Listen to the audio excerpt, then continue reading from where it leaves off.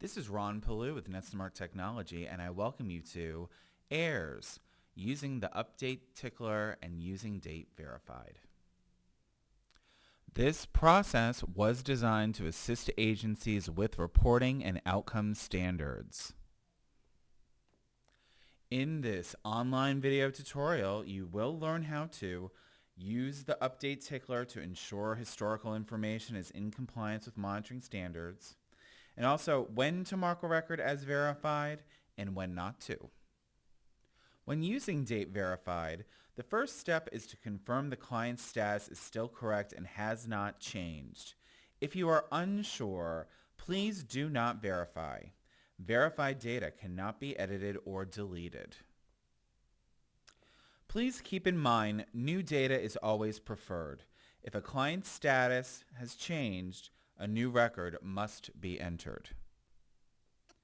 For reporting purposes, when marking a record as verified, be sure that the effective date is in the appropriate reporting period. Example, 2015 RSR data must have 2015 effective dates.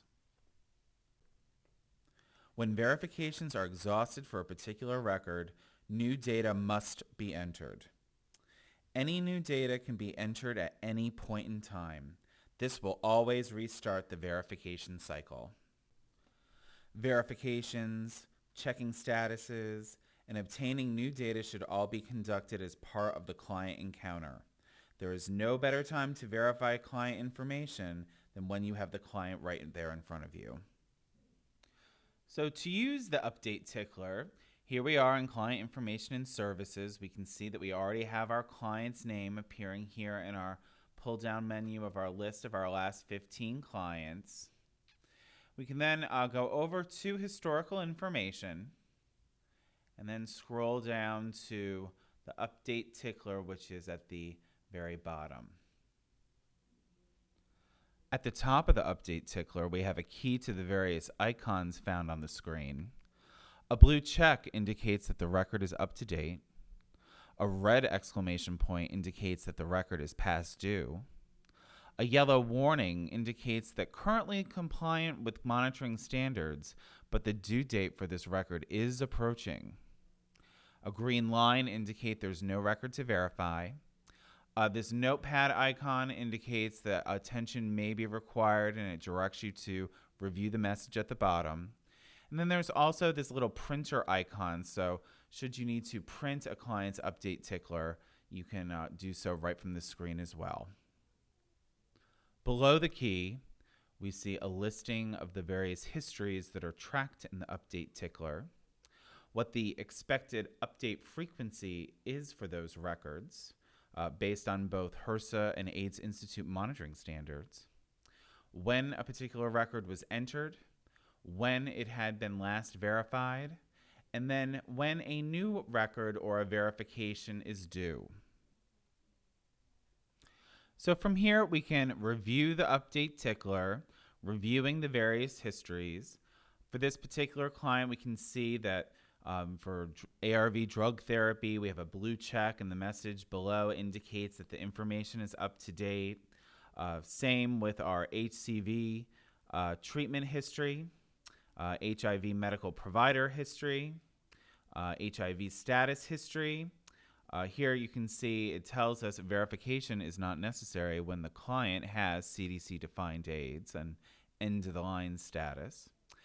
Moving down to the HIV/AIDS risk history, we can see that it has a warning, and when I click on it, the message indicates that the verification process has not started, but the due date is approaching. You should begin the verification process as soon as possible.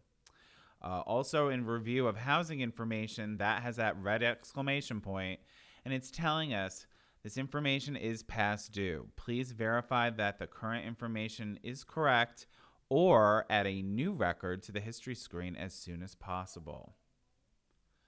So now that we have reviewed the update tickler, we're familiar with the records that need some attention. Let's start with housing information. So we can close our update tickler and then go into historical information, housing information. So the record up here at the top is the most recent. And we can see that it's telling us when we need to add a new record or a new verification. So in reviewing this, if we see that the housing status is the same as it was in the prior period, while certainly you could also add a brand new record with the same data, you also have the ability to mark the record as verified. Remember, verification is an optional process. New data is always welcome. If we wish to verify, we would click on the Verify button, and here we have the verification screen. So here on the verification screen, we can see that this record has never been verified. The expected update frequency is at least every 12 months. So again, with verification, it's not meant to be performed every time a record is reviewed. It is meant to be performed to stay within compliance to monitoring standards. So for this record, it happens to be once every 12 months. This record allows for 2 verifications, so number of times this information can be verified is showing as 2. And the number of remaining verifications is also showing as 2. The last date allowed to enter a verification, we can see, is 2 years from the effective date. So it's a 2-year window that a record can be verified. After the verifications have been used up, or there's no verifications remaining, or after the last date allowed to enter a verification, new data is always required.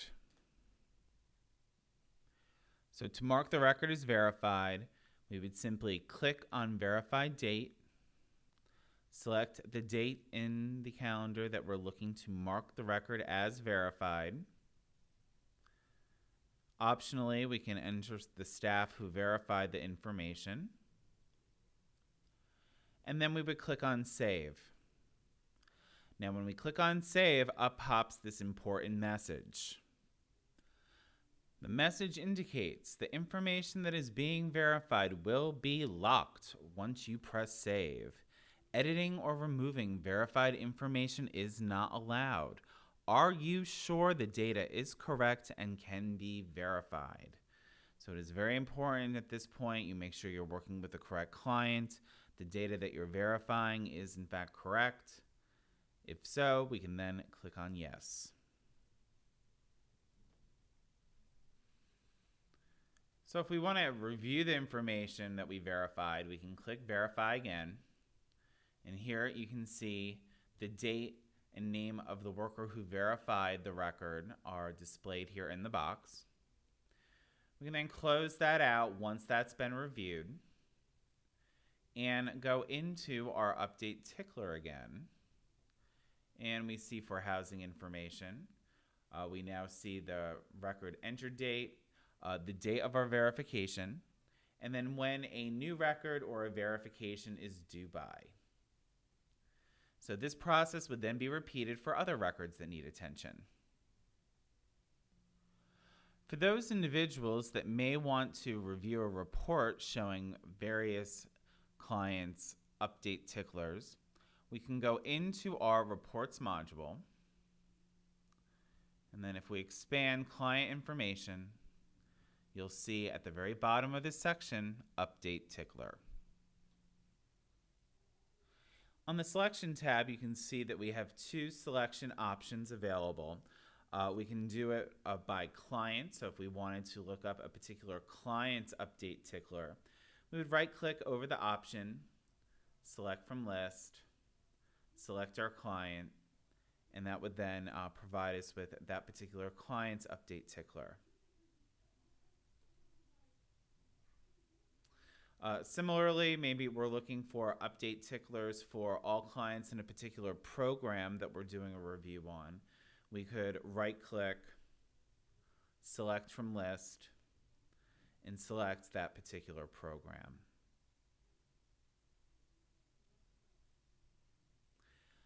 At the bottom, we do have our date option. By default, it is set for a 1-year look back, but you can always change that to whatever period you do desire.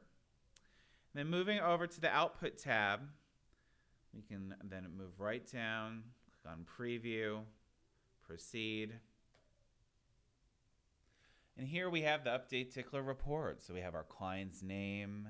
We can see the various histories scrolling down on the left-hand side. And then we have the update frequency, date that the record was entered, last verified date, when it's time for a new record or verification, and then also a note about the status of the record. Thank you for joining us for this online video tutorial on the update tickler and using date verified. Please visit www.AIRSNY.org for other online tutorials, user resources, and the latest updates about all things AIRS.